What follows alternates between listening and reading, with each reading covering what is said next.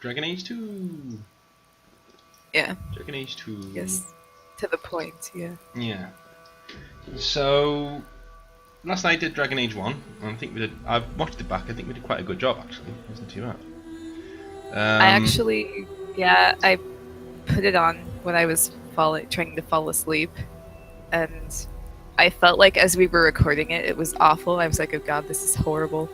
But when I listened to it back, I was like, okay, that's all right. Yeah, I was the same. I was like, my god, did we cover any of the points at all? What did we do? It's a lot better than I thought it was. Yeah, and it's actually alright, so I think we're okay. So Dragon Age 2 came out 14 to 15, no, 16 months, yeah, in Europe, 17 months after Dragon Age Origins. And it's on a lot smaller scope, because they didn't have that much time to make it. It was rushed out the door. I think everyone can agree on that. But at the same time, I genuinely don't think it's that bad a game, and I've said this before. It's actually a decent game. It's not a terrible game. It's just a decent RPG. I put it on the same level as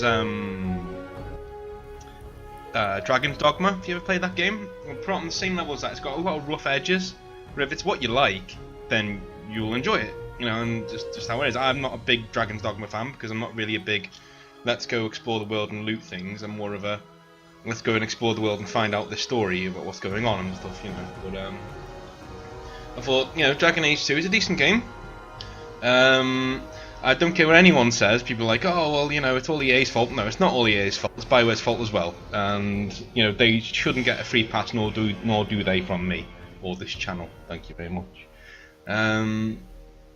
So yeah, I enjoyed it. I didn't think it was a bad game. I thought it was a decent game.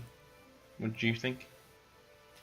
Yeah, I mean, if they hadn't recycled the maps, it's like, oh, we're in the same factory again. Oh, we're in the same cave, even though it's supposed to be a different cave. You don't fool me with your sealed doors.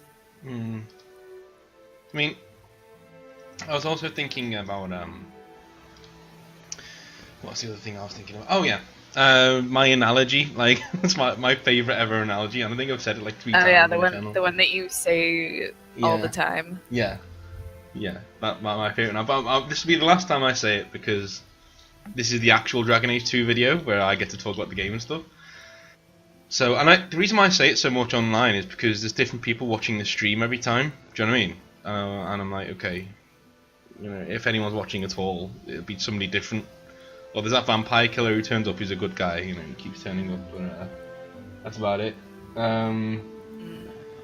But yeah, I think, like, as I said, it's like a really good restaurant in BioWare, and you go there and you're like, okay, cool, there's this meal, Dragon Age, sorry, I'm twice, there's a meal called, you know, Dragon Age Origins. You have it, you eat it, it's amazing, like 3-5 course meal, you love it, you leave thinking that's fantastic, BioWare are awesome, and you come back and they say it's a Dragon Age 2 menu, and you get your meal and it's a Big Mac and fries, and you're like, oh, you know, it's fine, it's a Big Mac and fries, I enjoy a Big Mac and fries, especially without any cheese on it.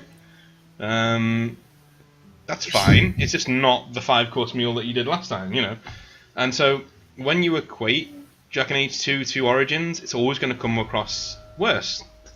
And I think, I'd love to know whose decision it was to name it Dragon Age 2, because I don't think it was BioWare's. You know, I think it was originally going to be called Dragon Age Exodus, that much I do know.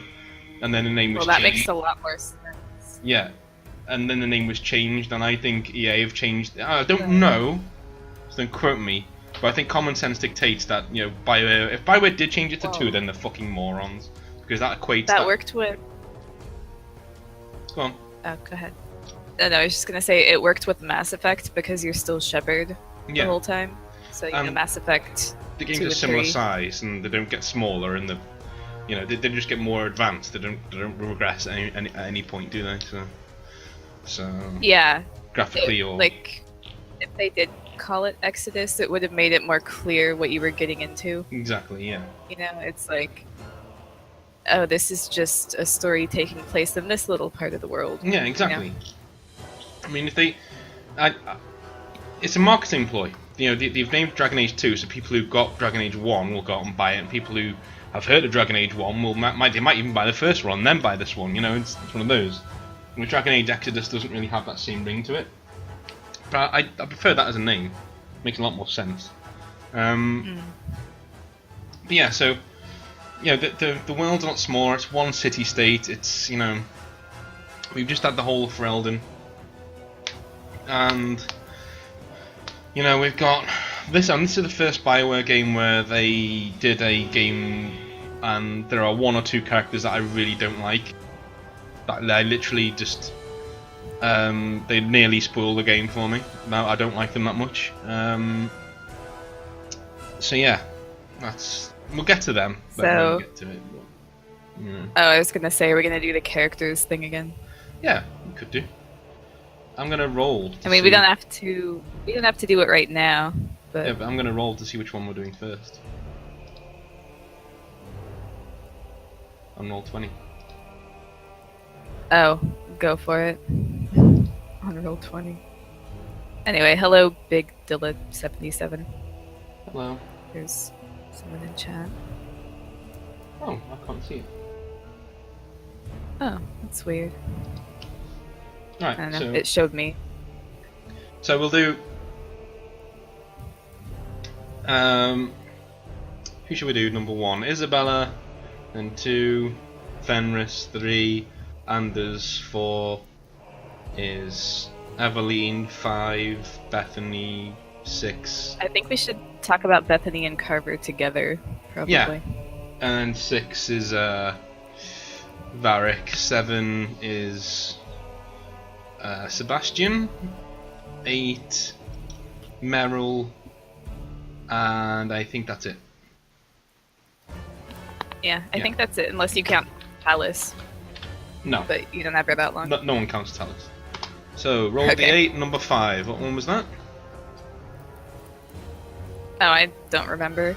I think it was Varric. Aveline. Was it Varric? Was it I think Aveline? Varric was 7. Yeah, I thought you were writing that down. Okay, so we'll just do Aveline then. That's fine.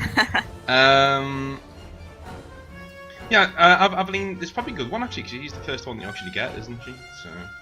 Yeah, I guess. I don't Aveline and whatever sibling. Yeah, I mean, a lot of people don't like Aveline. Like, they think that she's some like He-Man woman who doesn't really do much. But I quite liked her as she's quite bland and she's quite to the point and just the same thing all the time. She never changes. But I liked her romance with the guy with Donick. Thought that was quite funny, and she's sort of worth it just for that. Just how awkward she is during the whole ordeal. Yeah. And the fact that she's like Ferelden too, and she's there, in the same.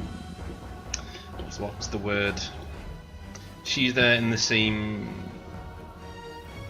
sort of capacity that you are as a refugee, So I like the fact that she helps you get into the city and all that, and how that all plays out, and I like how her career pans out. And I like the fact that, you do end up blaming her. You're like, what? Fuck you. You let my mum die. I told you this would happen. Well, I told you that you should have investigated this fucking Quentin guy, or you at least should have, gone and, done something, and now she's dead, and it's your fault. And my Hawk did say that. He was like, fuck you, it's your fault. I told you, You don't have to blame her. No, but I do. Yeah, I know you do. I like making decisions in BioWare games where it comes from the heart. Like, I always argue with Joker at the end of Mass Effect 3 almost, when we have a proper falling out, like friends would do. You just blame each other, and you get, after all that, It reminds me that they're still human, when they're fallible and they actually give in and say, do you know what, fuck you, when they don't really mean it. They just they just hurt the ones they love, you know what I mean? They're the first ones that they hurt. Like the part where Joker yells at you at the end when he's worried about you? Yes. Is that what you're talking about? Yes. Yeah. Which I always thought was pretty weird, because then I had the Citadel DLC and I did that directly after, and they're just sitting there having sushi like nothing's happened. And then and after the DLC, he's back to being fucking moody with you again. So, oh, okay. Yeah. I mean, it must be a nightmare to do all these dialogue options, but certain things like that just... You should stand up like a sore thumb when you test it, really. Yeah, they just kind of catch you off guard. Well, they probably tested the Citadel DLC as its own thing. Like, they're not going to be like, if this takes place at the time when Joker's angry at you, he's going to say, like, they don't have, like, that would be such a nightmare to do. But it's more noticeable to me and stuff, like, if you know, say it's the part in Origins where Alistair's screaming at you, and then he storms off, and then, you know, if you talk to him right after that, he'll just greet you like he always does. Like, all cheerful and like, hey! You know, even though he's just screaming at you. Like, stuff like that catches me off guard. But I don't see a good way around it right now without taking a lot of time. So, Aveline, then. Right, yeah. I actually enjoyed her as a character. I thought that she was pretty well done. She was just like, you know, she was bland, but, you know, that's all she needed to be. She was just a guard captain. You never take her around with you. Why would you? That's it. She's fine, but she's nothing special. She's just there. Yeah, and this is what I think that the main difference is between 2 and Origins, is that there's no characters that are like that. There's no one that's just like, that's them. You know, it's just, they're on. It's just like every single one has reaction. Even if it's like, oh god, shut up, Ogren. You know, I don't hate Ogren. He's just nothing to me. I'm like, oh yeah, you know, he's a decent guy, and I like his backstory, and there we go. You know, that's it. Don't take him with me because he's a one-trick pony, and that's all he ever does. But yeah, so we like Aveline, so we'll move on. Yeah. We'll do. Yeah, at least she's not, you know, a character that's hard to describe because she isn't a character. Number 2. Sort of thing, so. That would be 2. Fenris. Yeah, I think 2 was Fenris. That's my impression of you. Yeah. He really is one of those characters that I just loathe. I personally don't mind Fenris. But I get why some people don't like him. It's not like one of those characters where I'm like, oh my god, you don't like Fenris? It's like, no. Like, I don't mind him, but if you hate him, I get it, you know? Yeah, totally get it. I mean, there are people online who... I'm the only person I know of who doesn't like him. Like, who literally just like... Oh no, I've seen a lot of people online talk about him and just say that he bitches all the time. And, yes, he does. You know, a lot of people hate him more than Anders. Like, I think Anders is overall more hated, but like the people who do hate Fenris hate him more than Anders. I think usually. Anders is stupid. Do you know what I mean? And I think he's a dick.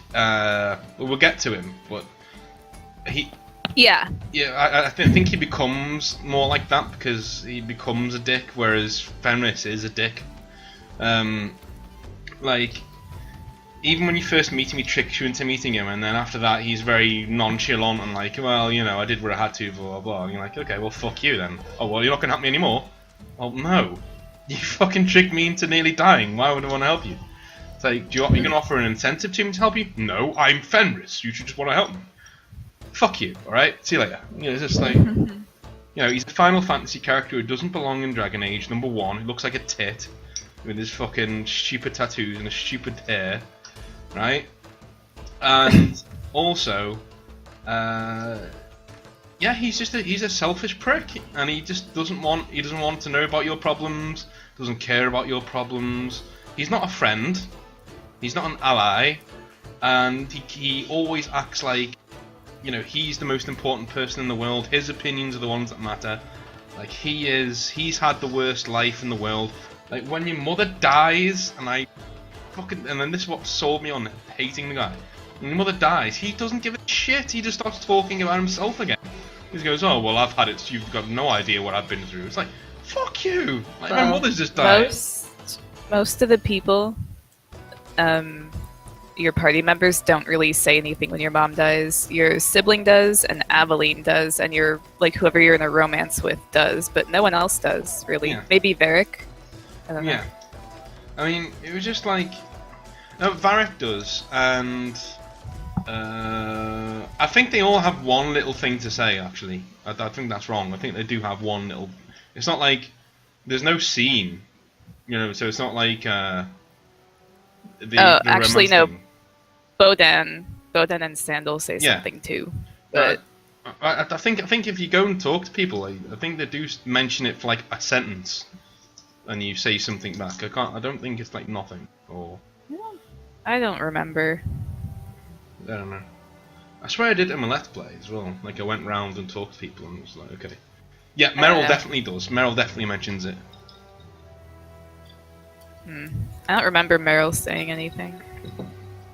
Well, I can't remember Anders saying anything. But Anders is a dick, so I don't remember. Yeah, well, Anders, I don't think says anything unless you're in a relationship. Isabella, I don't think says anything unless you're in a relationship.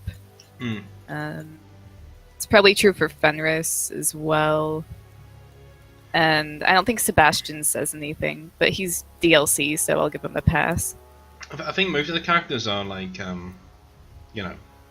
well, the way that Fenris is, maybe it's for time constraints that they didn't put it in with everyone else, but it's not what Fenris doesn't say, it's what he does say, and from where I'm looking at it, you can't advance it any quicker than that. Do you know what I mean? Because you don't get him very early, you get him quite late, really, for. You can get him early. The quest opens up really early in the game. What, like you in can the second get him... chapter, isn't it? No, you don't get it in the first chapter, do you? Do you mean Sebastian or Fenris? Fenris. No, Fenris you get him in the first chapter. You can get him before Meryl and Anders if you want. Well, there you go then, because I always used to go to him and try and talk to him, and it wouldn't go further. And it's not because I say, don't plague me with your problems. It's just like, no, we're just not speaking now. Like in previous Let's Plays, in previous playthroughs, it's just been like, okay, speak. Okay, I've exhausted all the options, obviously. He's got nothing else to say, fine. And then when your mother dies, it's speak, and they won't go any further. And then your mother dies, then you go back to him again, and then he says that. And he's like, okay, well, he starts talking about his past, and it's like, right, you're really a cunt, aren't you? And it's like, you've got no compunction about, you don't give a shit about my mother dying, you just, oh, woe is me all the time. And yes, you can turn him back to your cause at the end, but he's just like, he's the first one to flip on you. Like, before anyone else flipped, he's just like, yeah, well, I'm going over them, so fuck you. If he's neutral, he turns on you. If he's rival or friend, he doesn't. Who's that much of a prick, though? Even Zevran wasn't that. If you gave him, like, some gloves, he could be in neutral and not turn on you. And, well, Anders turns on you no matter what again, that's Anders, and we'll unless you side with the mages. Like, if you do keep him alive and you side with the Templars, you have to kill him anyway. Yeah. Because, like, no matter how good of friends you are or how much rivalry you have, you just have to kill him if you side with the Templars. I mean, I literally, like, even on my very first playthrough when Fenris did that, I was like, I'm not surprised. And I'd kept Fenris okay, and I was, he was actually... he wasn't a full-on rival. He was just like, mid-range around there. And as soon as he did that, I was like, yeah, I'm not surprised. You do not strike me as a loyal person whatsoever. You strike me as just a fucking snake who is a hypocrite, and you just rub me up the wrong way.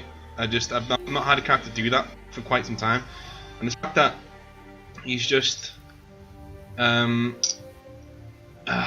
don't get it. I just don't get it. Like, why people like him if you do. Even his weapon makes no sense. It's like, oh, I'm a two-handed warrior. No, you're not. You're a little weed.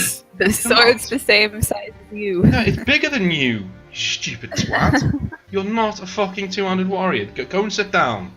Alright, go and sit the fuck down. He's like a Spellblade sort of character is what he reminds me of. Because he has, like, the lyrium and... Yeah.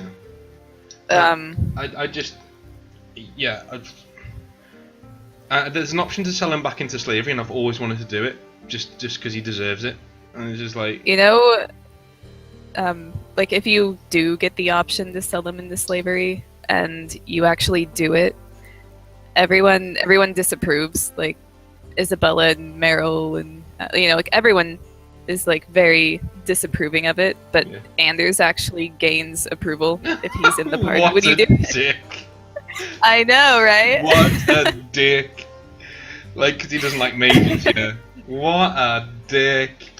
Yeah. Right, okay, yeah. I mean, as I say, you know, I don't like Fenris. He's very woe is me, you know.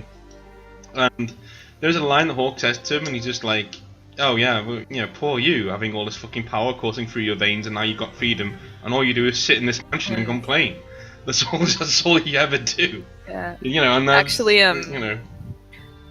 And this didn't come up in your playthrough because, you know, you told Fenris to fuck off really early and never got quests with him after that, really. But if you do keep him around and do his quests and everything, you actually find out that the lyrium tattoos he's been bitching about this whole time and that were forced upon him and Oh, yeah. made his life miserable, you actually find out that he willingly took them Yeah. in order to save his mom and sister.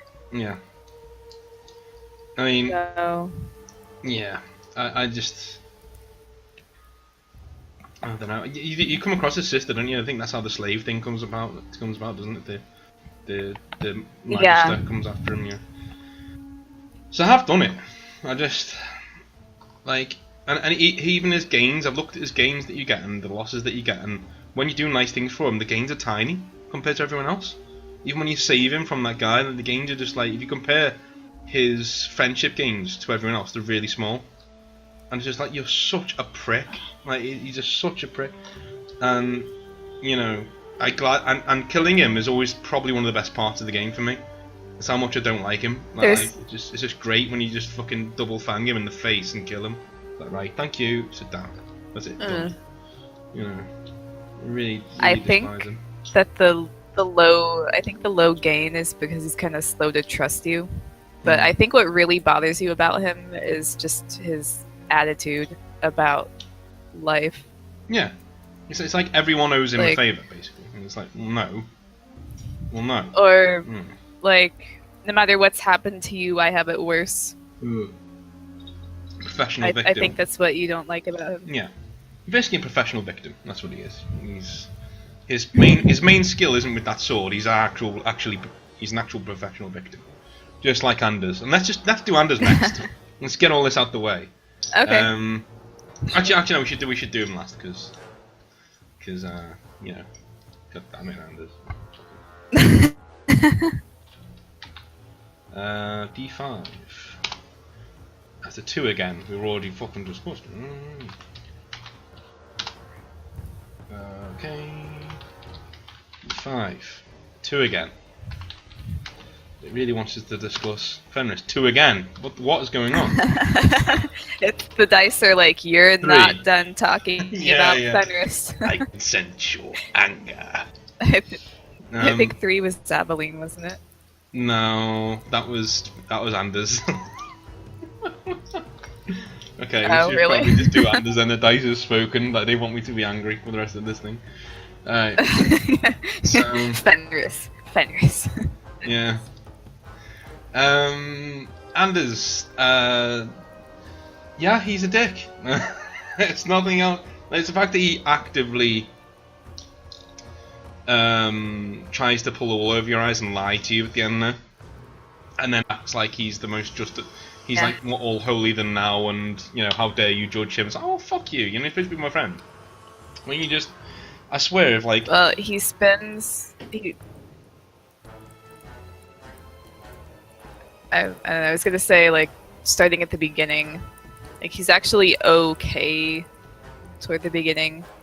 You know, he's just mage, healer, dude. He wants doesn't more heal. rights for mages. Okay, that's fine. Yeah. I actually noticed that in one of your battles, like, 3 people died and, like, he didn't resurrect any. Yeah. Anyway. It's like, okay, like when Yeah, the you pretty Windows much have comes to in and take. goes, You pretty much have to "Heal." take control of him yourself if you want him to do anything. Yeah. Anyway, though, so you know that was fine, but then as it went on, he just became more and more like bitchy and just just so angry about everything, and everything sucks, and nothing's ever going to get better for mages. And like he decided to take things into his own hands by removing the one person that was actually keeping everyone sane and from killing each other. He was like, no, let's get rid of her. That's a good idea. He's a fucking idiot. I mean, like, it was how hypocritical he was. It was just like, you know, I removed the compromise because there is no compromise. It's like, well, there has been, hasn't there, for the past couple of thousand years, you fucking moron. So, and the fact that you actually find stuff that points to, you know, the tranquil solution thing. Well, the Divine actually says in the letter that she goes to Meredith and says, do not accept this. This is ridiculous. Not all mages are bad. So yeah, congrats. You just killed the one person who's actually on your side. Fuck you. He could have easily, right, have put that bomb with an apostate who is in, you know, who then gets captured by the Templars, blows the Templars up. Because they're the ones who are actually trying to do all that shit. And it's just like, why do it to, like, you know, the one person who is defenseless and he's a coward and he's an idiot and he lies to your face and then has the gall to get all holier than thou with you. And like it's your fault that you've called him out on his lie? Like, if you, in your playthrough that you just did, you kind of just flat out refused when he wouldn't tell you what it was. But if you keep prodding him and asking him, like, okay, well, what is it? What do you have in mind? I need to know what you're doing before I agree with this. If you keep going with that option, eventually he just pretty much tells you, you know, like, look, I can't tell you, but if you actually do care about mages, you'll help me, and if you don't, then you're just nothing but talk, basically, is what he says to you. If your support mage just stops at talk, it's like, oh, what? Yeah, and if he... Yeah, even if you agree to help him at that point, your hawk is so pissed. Like I just told him to fuck off because I knew. Well, I knew what was coming. But in fact, I'd already exhausted other options in the past, but I've never helped him ever. Yeah. Because there's no way in real life I would, even if I was a mage in that situation. There's no way I'd help him. I'd be like, you're shady as fuck. You're supposed to be my friend, you're supposed to trust me, you don't, so kiss my ass, see you later. Yeah, that sort of thing. And, you know... Yeah, usually when people say, you know, if you found out you wouldn't help me, then it's probably a good idea not to help them with whatever they're doing. I mean... Because they're probably right. Because he does say, like, you know, I didn't tell you because I didn't think you would do it. Well, yeah, you're right. Yeah. I wouldn't do that. I mean, like, yeah. I mean, I think the story itself, in the last third, you can tell the game is rushed because it gets so fucking bonkers, and he is the center of that bonkers. He's just fucking mental, and it actually goes. And as I said in the last play, you know. The first time in quite a while where I've been able to divorce myself from it and actually realise, oh my god, the end of this game is fucking retarded. Like, they realise they have to get somewhere. And so in the third act they go, oh! And just like, everything goes mental. And I was like, oh, right. Like, you know, all of a sudden Meredith is this fucking maniac and Orsino turns himself into a monster. For no reason, when he's just like, we can't get out, and then the Hawk just walks out and kills everyone. No matter what you do, no matter who you side with, he always does that. It's so like they could have done better with that. They could have said, look, if you side with the Templars, he does that because that would give them a bit of a justification for siding with the Templars. Makes you feel a bit better about your choice, and it sort of shows that maybe when mages are back in the corner, they do that. That's fine. Okay, fine, great. But if you're with him, he shouldn't do that. He should say he's going to do it, and then you just pull back at the very last second. Do you know what I mean? That's fine because that shows that the temptation was there. You don't need to have him be this fucking big, stupid monster thing that you then you pull out and it's like, and you stamp on it. Stupid. There's no reason. The writing at the end of this game is fucking retarded. Absolutely retarded. and I don't know who you are. I don't have the patience to go up and look who wrote the ending to this game. I have a funny feeling I know who it is, but I'm telling you I now. can try to find out. I'm telling you now, person to person, if you ever see this, you're a fucking retard. And that's just what I'm gonna say. Oh wow. Because it's really bad. It's that bad. It's like, even if you're rushed, oh, you can't do it like this. Even if you're rushed, do you know what? I could probably write something that's good, better than this on the back of a fucking notepad in a lecture. If I had Act 1 and Act 2, and you said, all right, end this, and this is what's got to happen at the end of the game. Okay, that's good. I know 5 or 6 people who could probably write you a better ending, easily in like an hour. I give them an hour, and they could do it much better. You know, go and find any dungeon master up there who's worth the salt. Any of them who are actually good at the job, and give them this, and then give them what has to happen at the end, and they'll give you 8 to 10 quests with endings, different endings, you know, ending, and just give them a weekend, and they'll come back and they'll give you something to work with that's better than this fucking shite. And somebody was paid to write this. Somebody was paid actual money that they then got to go and spend on rent and things on this ending. Beggars belief. It absolutely is beggars belief. And I'm not somebody who hates it that much. I just think it's really poorly written in a game that really needed the help, you know, because so it's why people saying, oh, BioWare rushed. Yeah, but it doesn't take that long to write an ending. Sorry, it doesn't. You should know where you're going at the start of the game. So if somebody says you need to cut out a load of things, then just cut them out and just not this. It's rubbish. You know, it's just like. Anyway, that's Anders, and I end up killing him. I don't know. Do you end up killing him?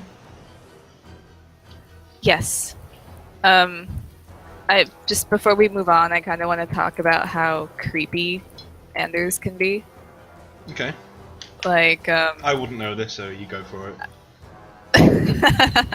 Okay, so when I was playing the game the first time, I accidentally got trapped in a relationship with Anders. Oh yeah.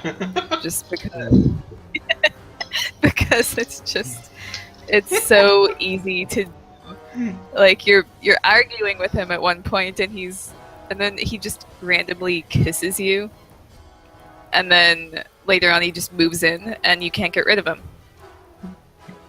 And I was really upset by that, actually.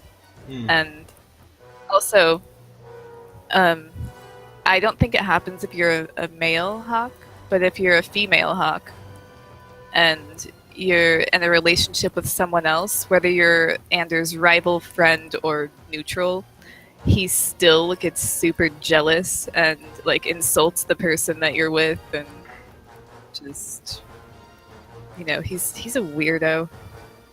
Just a dick. They made him so unattractive. Like, you know, just as a, like, I don't just mean physically either. I mean, like, as a human being, they just made him super unattractive. Anyway, so that was what I had to say about that part of Anders. Okay.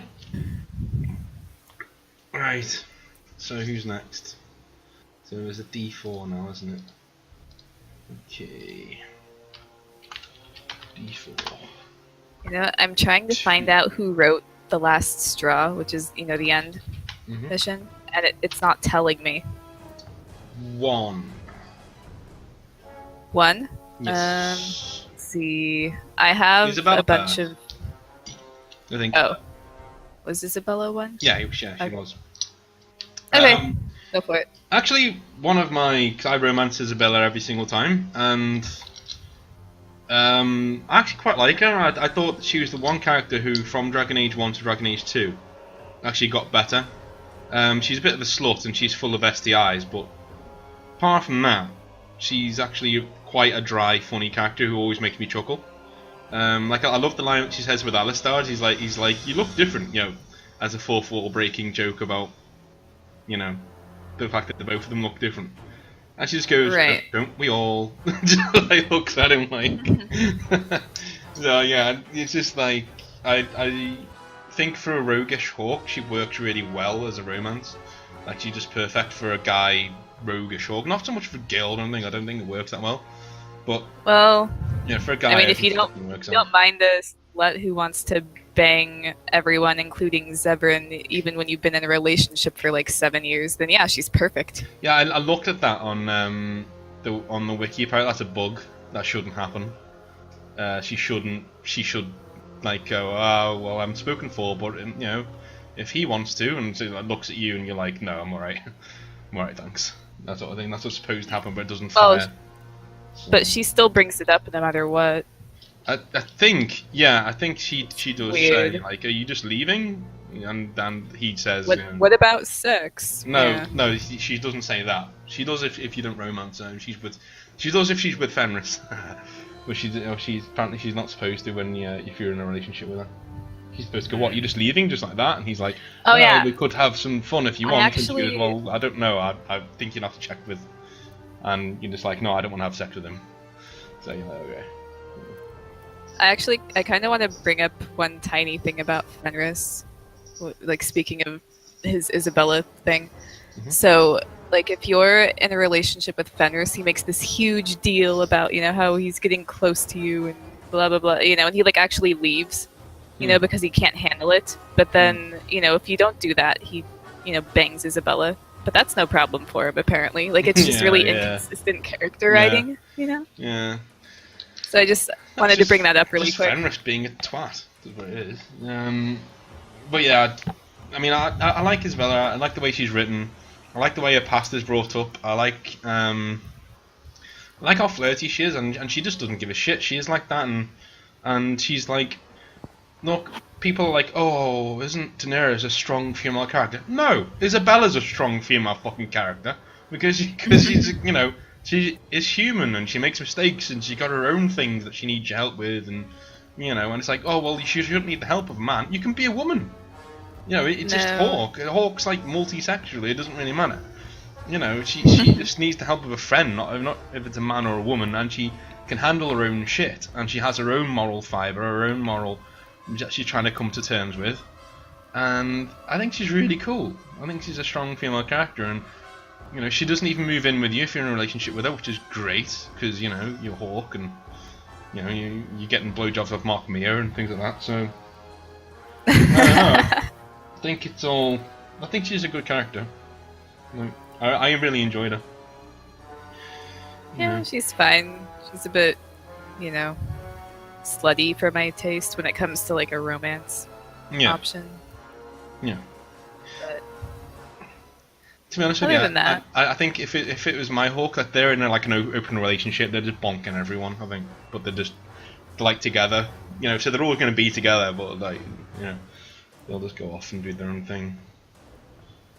Being rogues. yeah, that's roguey right. Rogues. That's right. You always play her counterpart in games like this. I think you'll find my Inquisitor is not that kind of guy.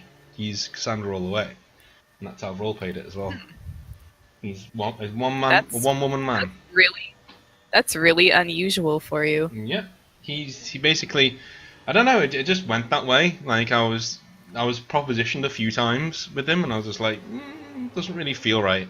See, I wish I could have actually seen that because I've never seen you play a character like that. Your shepherd bangs everyone, your warden bangs everyone, your hawk bangs everyone, Yeah, I'm living vicariously through them Like- because I'm settled Oh. down now. Is that so? I'm settled down now. I'm happy with the woman I have, so I don't need to go out Uh-huh. and do things like that. But yeah. So yeah. But yeah, my Inquisitor is not like that at all. No, he's a one woman man. Mainly because I think Cassandra's the first one who actually intimidates him into into behaving himself. He's like, I'm not fucking about with you. I'm just gonna mainly because he's a rogue and she'll outlast him and just kick his ass because Even when everyone else is dead, she's got like a full guard bar and just like swinging a sword around. It's like, okay, yeah, she's quite tough. Oh, yeah, guard is so useful. I forgot about guard. That, and you know, even in Dragon Age 2, I was looking at her going, you know what? I think she'd be a really good romance. This before I even knew what was going to happen.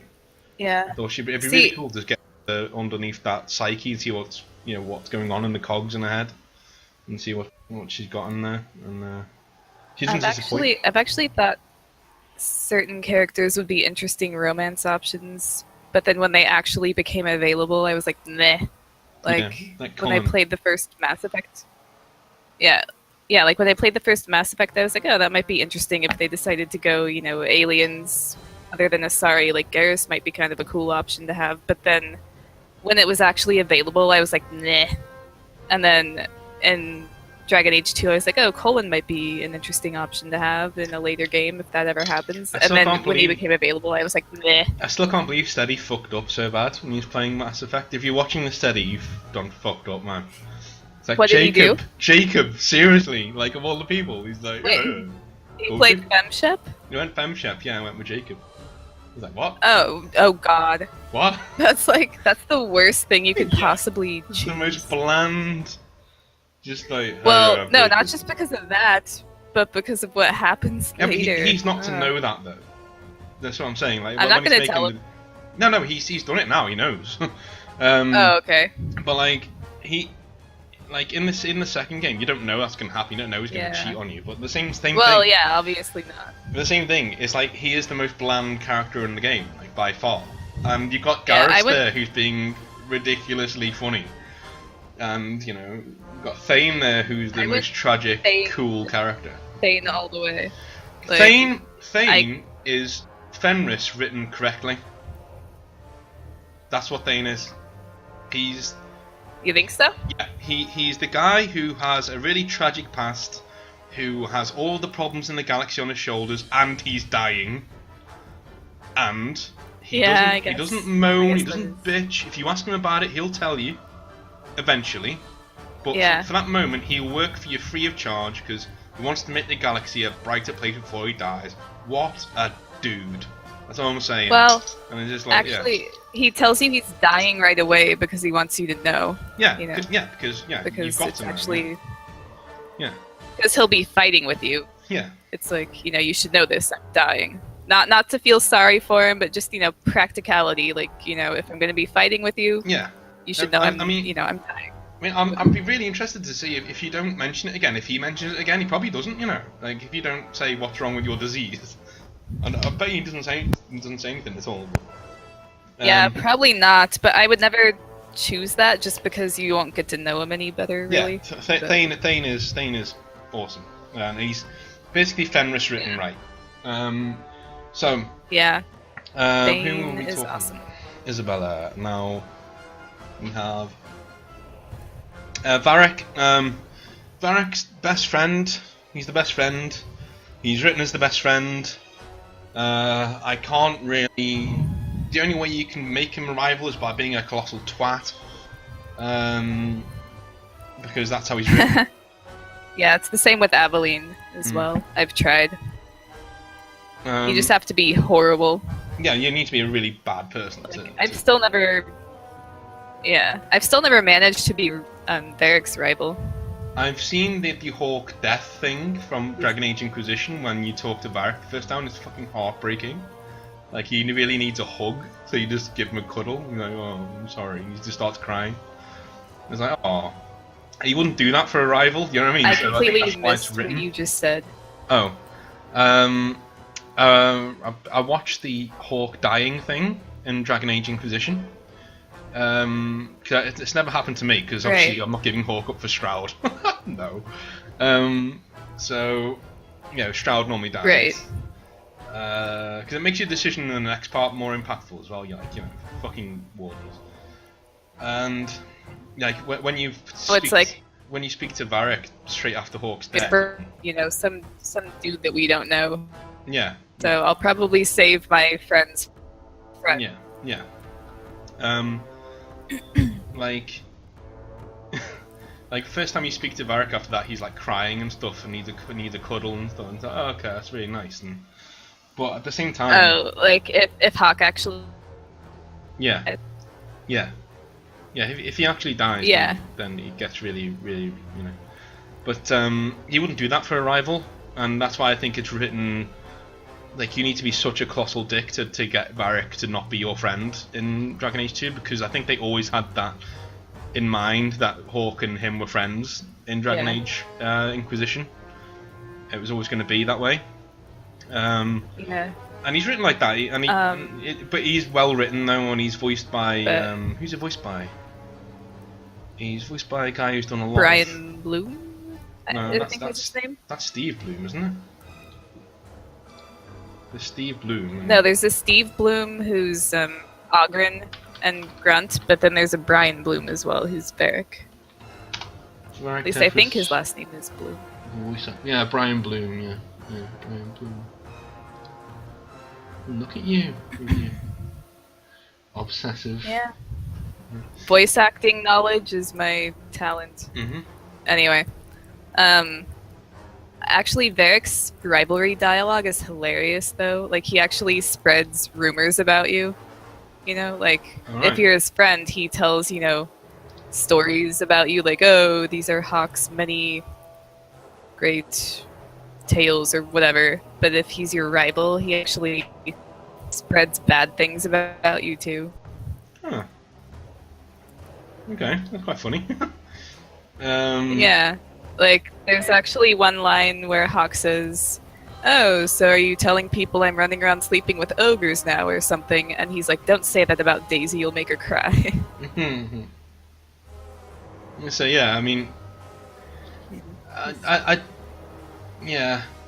he's written. You've got to be such a monster to like not have Varric as your friend, but he's well written enough that it doesn't come across as jarring. The only, he's quite a good guy. The only reason I know this is because I've seen it on YouTube. I've never actually been his rival. It's kind of hard to do, like you were saying. So I'm happy with because Varric. he likes you. He loves it when you're a smartass, which is kind of usually how I play it. Yeah. So. Yeah. It's especially hard to be his rival then. Sebastian, I'm not going to get into that much because he's a DLC character. He's decent and, he's loyal and he's not unreasonable. Like, even when he is, he loves the Divine so much. He's like, yes, it's great. I love the Maker, hooray. And then Anders does that and he still backs you when you go with the mages. That's really fucking cool, It's just like, it's everything Fenris isn't. He's actually quite lucky, even though he's, been brought up by the Chantry and is obsessed by the Chantry. He's actually just like, no, I'm your friend, I'm gonna help you. Fenris and Anders are really the only ones I've ever seen turn on you. Yeah. Like I don't like Aveline's. She keeps like everyone in suspense and like, but I know you're not doing against me. It's like, my place. No, Aveline never turns against you. Is with you. I was like, oh, I know you're fucking with me. Shut up. Get in line, chubby ginger woman. Yeah. See, Aveline, like, I've had her as a rival, a friend, and fairly neutral at that point, and she just always sticks with you. It makes sense. She's been there forever. I don't think she would abandon you. No. So I think I think Sebastian though the only way he won't go with you is if you keep Anders alive. You have to kill Anders. Yeah. And even if you don't kill Anders, Sebastian just leaves. He doesn't like fight you or try to kill you or anything. And you know what? I don't blame him. He basically just says, yeah, you just killed my mother figure. Do you want me to fight next to this guy? Yeah. Oh no, I don't blame him either, but that's the only way he won't help you, and he still doesn't turn against you really, he just leaves. Yeah. So yeah, thumbs up for Sebastian, and his quest is a bit silly, but that's, neither here nor there. Who else is there? Meryl? Carver, Meryl...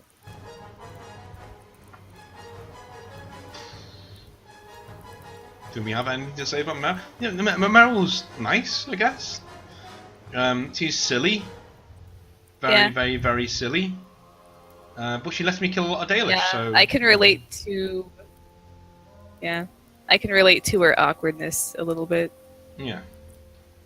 Like, just her really awkward dialogue where she doesn't know what to say. I'm like, oh yeah, I know how you feel, Meryl. I get it. Yeah. And I also, as I was telling you at one point, I prefer having her rivalry because, you can help her and, go that route, or you can actually challenge her and say, no, this is a bad idea. You shouldn't be doing this. I'm going to do whatever I can not to let you do this. And in the end, like, even though it essentially turns out the same way, you do change her mind and you change her perspective. Like, she recognizes, oh, this was a dumb idea. Yeah, she gets rid of the... This is really stupid. I got everyone killed, and, like, smashes the Aluvian. Yeah, which she should do. So yeah. Yeah, so I like that. Yeah, I like First time I did a rivalry, I was like, oh, this is much better. Yeah, I like the fact that she does change, and, she's just a nice character. She sticks by you. I like the fact that she changes. Like, she doesn't put all of the problems on you. If she has a problem that she wants your help solving, she asks you and says, "I'm going to go do it anyway, but it'd be nice to have you there." She doesn't put it all on you and then get bitchy about it, Right. And she's not like the world's biggest victim either. She's been through a lot, but she's not the world's biggest victim. She's fine. Yeah, I've got nothing else to say about it really. I've not really done a romance. I've heard it's nice. I've not really done it, so I've not seen it. I can't say anything about that. So I watched it on YouTube once, but I don't really remember. Hmm. I've never done it either. She was in Dragon Age 1. If you were the elf, Dragon Age 1. She's in that clan. Yeah, she's in that clan, but I don't think you actually see her. You do. Because I've done the Dalish origin story. Well, on the wiki, she's on there, and it says this is Meryl from Dragon Age Origins, and this is Meryl from Dragon Age 2. And it's like, I'll show you. I don't remember seeing her. I shall show But you. then I did the Dalish origin story before I'd even played. Yeah, she's not game, she's not a big character. She's literally like a throwaway. This is Meryl, my first, and that's it. There's no fucking. Yeah, I might not have remembered. No. They must have changed her voice then, because Yeah, they did. They changed everything. Couldn't about it. imagine. Yeah, because I couldn't imagine that the actress who played her in 2 would have been there for just some random throwaway part. It even says Meryl in Dragon Age Origins. I'll show you. So I'll put it in the chat.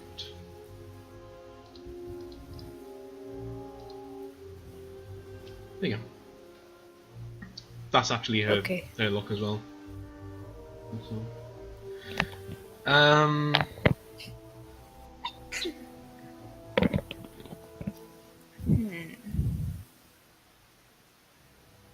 Oh, okay. Well, it doesn't look that different. No. She has the same hair and But hey, Meryl. the approximate tattoo. We should probably do Bethany and Carver next. I'll do Bethany, you do Carver, because we've seen more of those. Okay. I liked Bethany. I mean- She was pretty good. I mean, she's overpowered as hell and gets you out of a lot of scrapes just by how fucking amazing she is, so Yeah. she's automatically a winner for me. And even though she's a bit nasty with you sometimes, I understand why. And also, I think he's... Yeah, I really like him. Her, sorry. I think she's cool. Yeah, and I like the way that she does stay by you at the end and fight with you and stuff, and is your,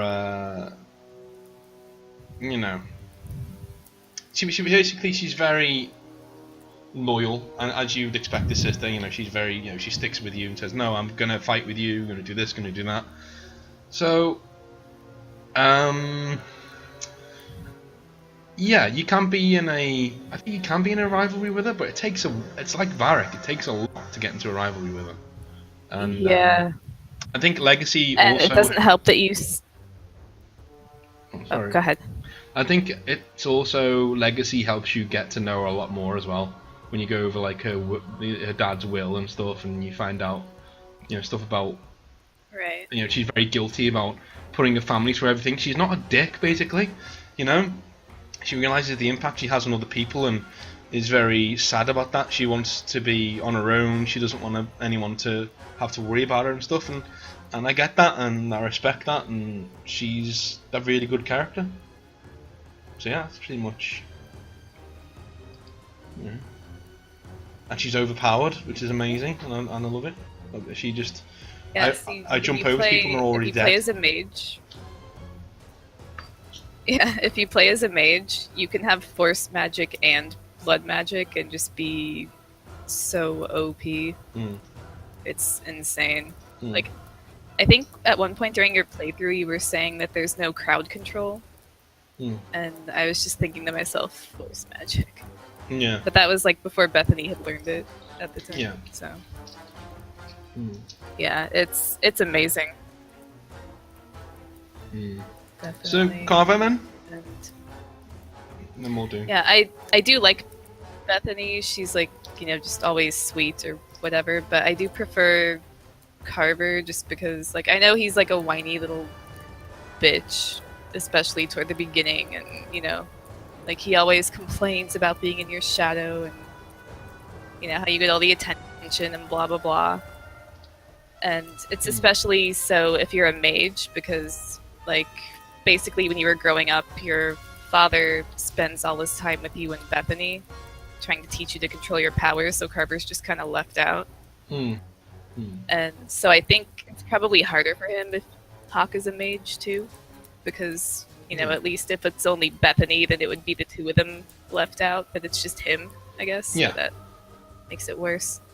But so yeah, it starts out like that, but then if you take him to the deep roads with you and make him a Grey Warden, he is actually really pissed at you at first, but then he comes to realize, oh, you saved my life, and I'm actually finding meaning in what I'm doing and finding a purpose, and I'm not really in your shadow so much anymore. And you guys end up, you can play it either rivalry or whatever, but in the end you're basically all the other one has, because your mom's dead and your sister's dead, your father's dead, so it's just kind of like, while I really do like Bethany, there's not much to develop with her, because she's already really close to you, and she starts out on friendship terms already, so there's not, I don't know, there's just more to build off of, I guess, with Carver. More to grow, I guess. Yeah. So I like to see development. Yeah. I get that. Yeah. So, story. I thought the first two parts were very well paced, and they didn't look out of place. They were really well written, and especially the Qunari. I really loved the redesign of the Qunari. I like the way that the Qunari is actually, the Qun is actually, the Qun, like Cartman's, no. The Qun is actually fleshed out. It's actually fleshed out in Dragon Age 2, which I really liked. I like the way that you can actually side with him and say, yeah, no, I get where you're coming from, Arashok, and he's like, yes, yes. He's one of my favourite characters in the game, actually, the Arashok. Actually, I think he is my favourite character in the game. And he's just absolutely fantastic and very honourable, and you fight him or you don't. It's one of those things that you can do. So that's my favourite part of the game, is probably the second part. But by the time the third part comes around and Kirkwall's in flames again, you're like, oh god, again? Does this happen again? Do people not learn? Yeah. Why do people even live here anymore? I thought Hawk's mother dying, again, that was another bum note, another stupid thing that the BioWare need to learn not to do that. There's a time and a place. You don't need to go overboard every single fucking time. You can just say that she gets stabbed by a serial killer and murdered. You don't need to say that she's turned into a fucking zombie that walks around all the time, made of other people's body parts. That's stupid. And there's no real reason to do that. If you want to say she's killed by a blood mage, then just say she's killed by a fucking blood mage. You don't need to, like, every time, BioWare. I don't think that bothers me as much as it does you. You get like really worked up about it. There's no need. Like, oh, there's just no need. It's just there's absolutely no need. Why? You can use a chisel. Why use a sledgehammer? You know, why do that? You don't need to get rid of this one little bit. And I just don't get it. From a writer's point of view, I'm just looking at it going, I do not. There's no way if I was writing this that would happen. Because that would be silly. You know, do you know what I mean? It doesn't. There's a very good reason it doesn't happen in things like Lord of the Rings or even Game of Thrones, for God's sake, because that would be silly. And if it does happen in Game of Thrones, it looks like it might do to this one big guy, the mountain and all that. Then it's actually set up well throughout the entire thing, and there's a reason why that's happening. And you know, it's not just like, oh, she's a zombie now. It's like, right, okay, fine, and it's just really stupid. But and that's one of a few bum notes that the story hits. You know, the finale, again, the game is rushed, so you can't put all of the blame on BioWare, and I don't. And I don't think you do either, do you? And you know, you've said... No, of course not. You know, because it was rushed out, but some of the blame has to go with them, and people who exonerate them completely are fucking stupid fanboys who don't look at the big picture and say, well, hang on a minute. You know, were they not given this deadline originally, or did EA rush them? You don't know. EA could have said you got 16 months. Then what? It's BioWare's own fault if they can't write a story in that time. You know, they've been given that time. They might have just said, oh, well, we'll just, you know, make a mobile game or something. It would have sucked, but you know, they would have got it out in time and it would have been fleshed out properly. This was just, you know, the third act for this. It was, and as I said in the Let's Play, it's the first time I've actually been able to sit back and divorce myself from it, because I'm not role-playing it anymore, really, because people are watching me. And I find it hard to do when people are watching me. So, like peeing, you know, same thing. So, like, I'm just sitting... okay. Yeah, you know, no one can do it when someone's watching you. Especially women, because, you know, knowing means you're on the toilet. But yeah, what was I saying? What? Just good. I don't know. I have no idea where you were going with that. Women pee sitting down, so just, yeah. Men don't take. Oh my God! Why were you even getting this? I'll tell you, men don't take their pants down. You see, and this is how. Right. Okay. I think we need to end this before it goes any. So yes, the third act was very bad, and this is the first time that it really hit home for me how bad it was. Normally I give it a free pass because I'm role playing it. I'm like, oh fuck you, Anders. But being able to sit back and play it from a distance almost, I'm just like, this is just fucking terrible. This is awful. I'll do my closing thoughts first, and I'm just saying, it's a decent game. I kept it an 8 out of 10. I have a soft spot for many of the characters, not as much as Dragon Age Origins, but I always look at Dragon Age 2 as the underdog. It's the one that nobody likes, you know. And it's not a bad game. People say it is. It's not. If you like role-playing games, you'll love Dragon Age 2. It's not. No, they were just expecting it to be something that it wasn't. Yes, it's not Dragon Age Origins, and I think that's why people give Inquisition so much love, because they weren't expecting Origins anymore, you know. And it's almost like people saying, you know, sorry, go on. Sorry. I was just gonna say, I still think I like. Who's talking? I'll just say one more thing. Like, it's almost like there's a saying over here is that in football, in soccer, like, if there's a really popular manager at a club, like coach, and he steps down, you don't want to be the manager following him. You want to be the manager following the following manager. Do you know what I mean? That's what Inquisition is. Like, right. Dragon Age 2 is destined to fail from the start with a 16-month development time. Thinks there's no way that the next guy could be even worse. Exactly. Yeah. Exactly. Yeah. So go on. What were you gonna say? Yeah. I was just gonna say I still like 2 better than Inquisition. Like, I mean, I like that they tried to correct the things that were wrong with Dragon Age 2, but I don't know, we'll get to it later, I think, when you decide to talk about Inquisition. But, you know, even though the world in 2 was small, I think they focused more on, like, filling the spaces with things that mattered than they did in Inquisition. So, I don't know, I like it better. But I still think Origin is the best. Oh yeah, it is. I mean, I actually disagree with that now. I used to have the same opinion as you, but playing Inquisition now, it is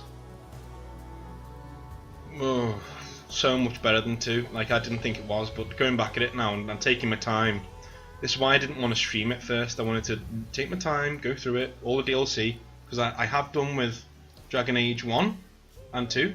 And with all the DLC, and I'm not played Inquisition. Maybe when you DLC, stream so. Inquisition. Maybe when you stream Inquisition, it'll be the same. Maybe, and so and you'll be like, "Oh, this is worse than I thought it was." I'll reserve judgment until then. But at the moment, I'm definitely like, you know what, this, you know, Inquisition is a better game. Technically, story-wise, characters, you know. I mean, come on, Dorian is the replacement for Anders. Enough said. You know, there's no competition there. The Dorian's but Dorian is so much better. I know. There you go. See, and he's the male mage in your party. It's great. Anyway.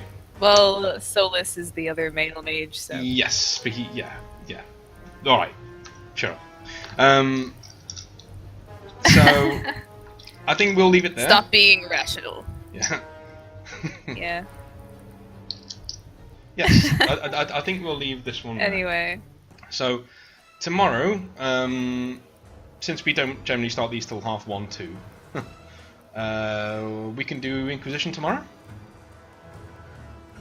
Since I'm done with work now. Yeah, so, okay. Yeah, I don't need to be. Yeah, you're gonna remember it better than I'm going to. Yes. So. Yes. Maybe you should watch like a few keep that in videos mind. of Inquisition and stuff just to, you know, jog your memory and things. But I think we're doing quite well so far. So we'll say goodbye because I'm ashamed that this video is longer than the Origins one. I'm just going to say that on record because it shouldn't be. But I guess there's more. The first one is just us gushing about Origins. There's more that. So Yeah, there's more that pisses us off about this one. yeah, there's more to discuss from a, oh my god, it did that. Yeah. It's a standpoint. So. So thanks so much, and we'll see you guys later. Goodbye.